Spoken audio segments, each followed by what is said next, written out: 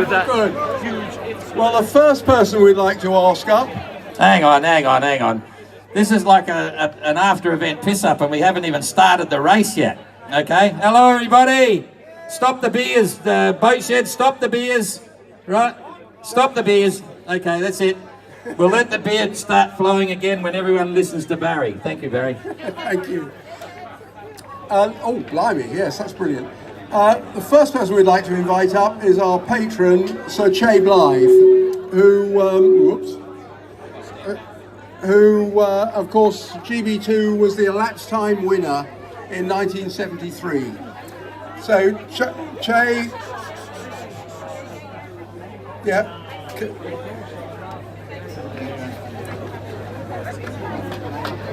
Welcome.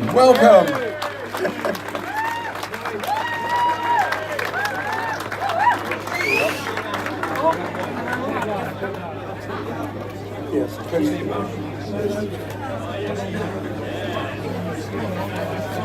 so Che's got some memories here. We're hoping the individuals aren't here.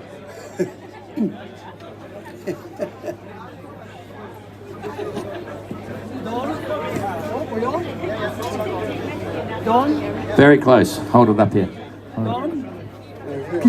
That's better. Don Jane,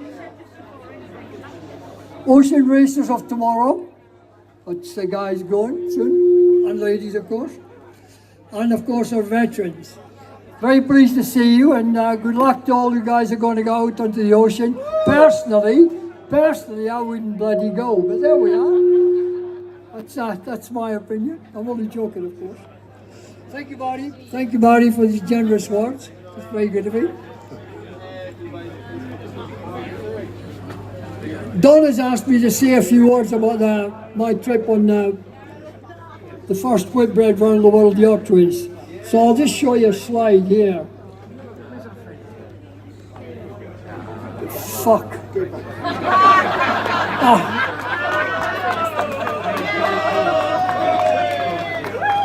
I learned that for some French guy. Actually, the first Whitbread round the world yacht race was absolutely chaotic. Chaotic in terms of the start.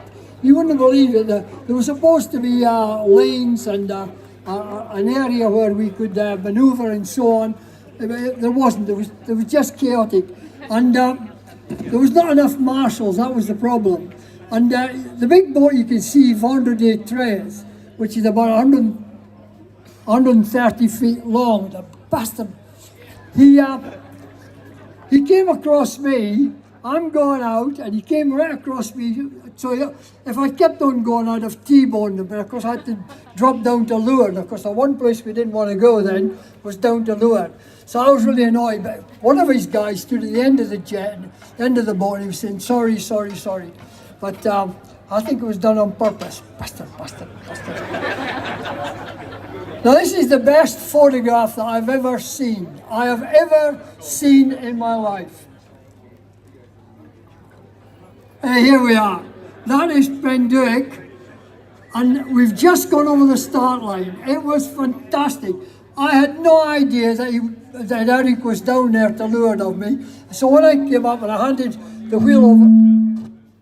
wheel over to my helmsman while we were going out, and there was Eric down to leeward, and we were ahead of him.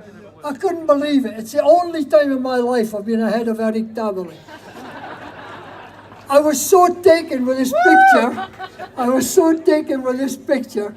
I had Christmas cards made of it to send to all my friends. And then the laugh will come later if you remind me about the Christmas cards. Anyway, there we are. On the first leg,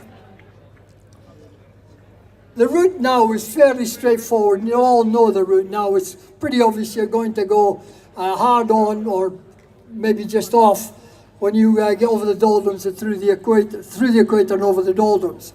But in these days, we weren't quite sure. We chose to go the old clipper route round the side, which is a long route, which was a waste of bloody rations. And Burton Cutter beat us into Cape Town. They were first in by a huge margin.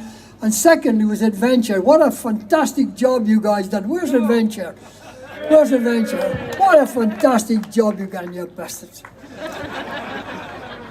And we came round and we were third. I could not believe that a 55-foot yacht could beat a 77-foot yacht.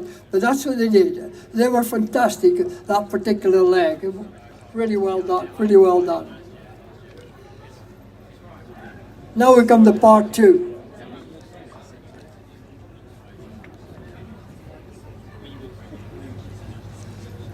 On the first leg, on the first leg, the big news, the really serious news, which I was really upset about, was that Eric Dabbery was dismasted.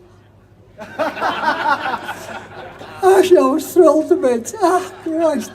I hadn't got a dog's chance in hell of beating Eric Dabbery. So I was really thrilled. And of course I thought, well, he won't possibly make it. He couldn't get a new mast down to Rio, and he couldn't get sorted, etc. And then the French Air Force popped up. They provided a bloody aeroplane to go from Switzerland with a crew of riggers, plus the mast, and all flew all the way down to Rio de Janeiro, and to fix the bloody boat. Jesus, I tell you. There should have been a rule in the races about that. I wasn't upset. On the leg two, Burton Cutter was notorious for getting damaged. She got damaged quite early on, so she was out of the second leg. And we ourselves got some damage. As you can see here, we lost our mizzen mast, but that was no big deal. I mean, to lose a mizzen mast is okay, but the main mast is, of course, very bad. And we carried on. Fortunately for the race, Eric Dabbery got his mast repaired and he joined the second leg. And I was thrilled to bits.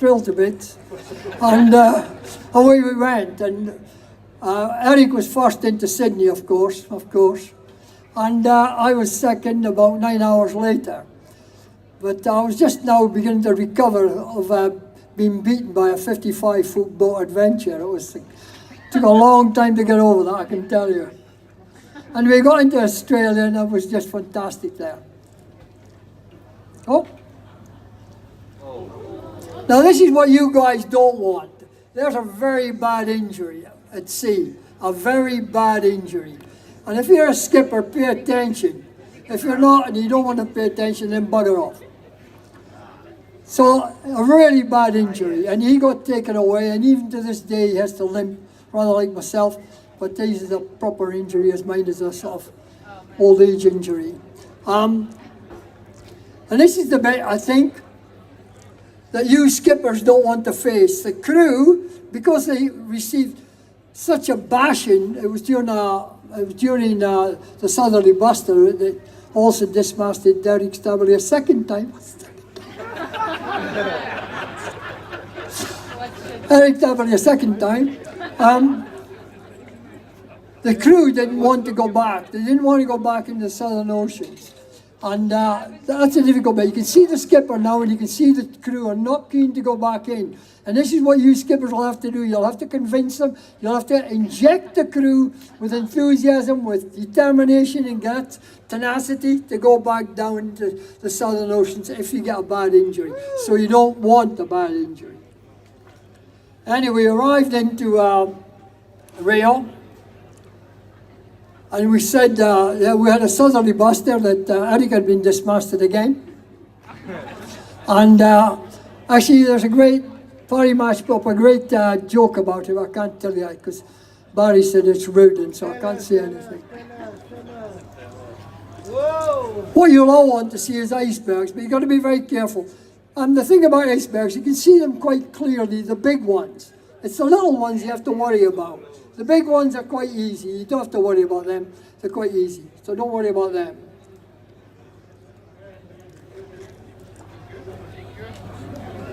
And this is Great Britain too, which wasn't even bloody mentioned, Don. He didn't mention us. And I've got 12 crew out there.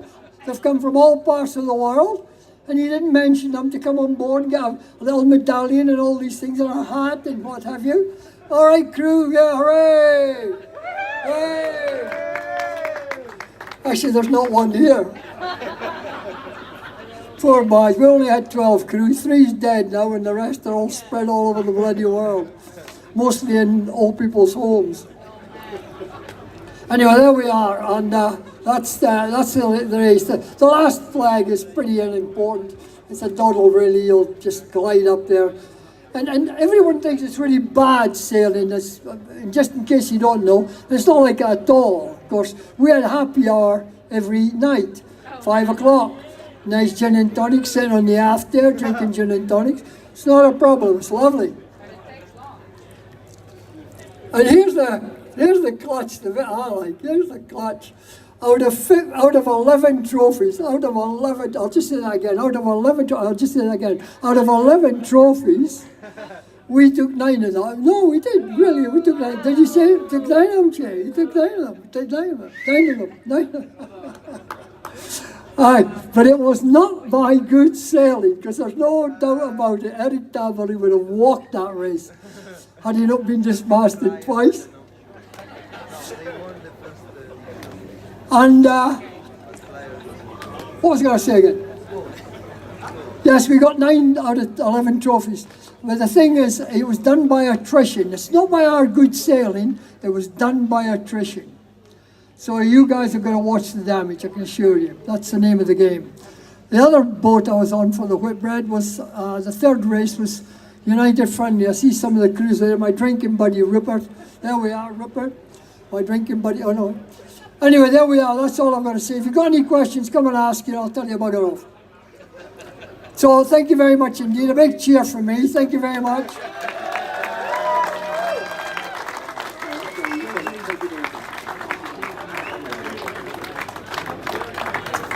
Well, thank you. We're going to ask Bart Van Dewey to come up, but while he is, Chase reminded me of quite a funny story. There's the speaker.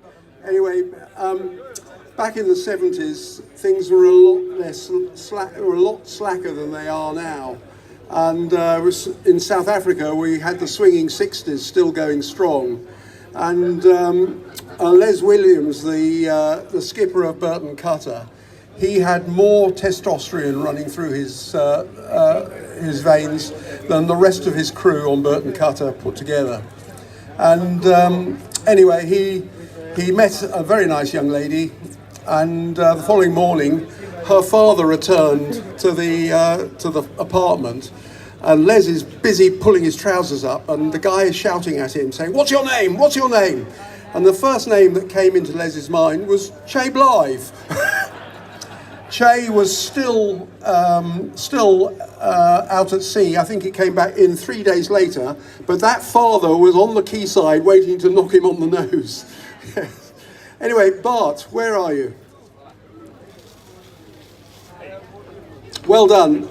Bart Van Dewey, from Crichton's naturally, one of the survivors. You went overboard in the Southern Ocean and were rescued, and it was quite an achievement by the crew. So tell us a little bit about it. What happened?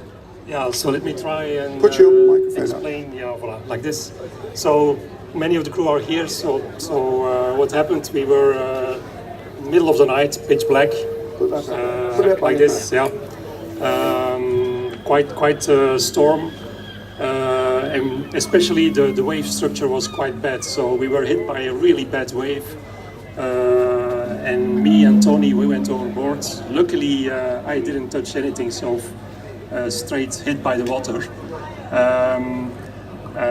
So yeah, by being in the water, I had to open my gear, initiate transponders, so that the crew could find me back.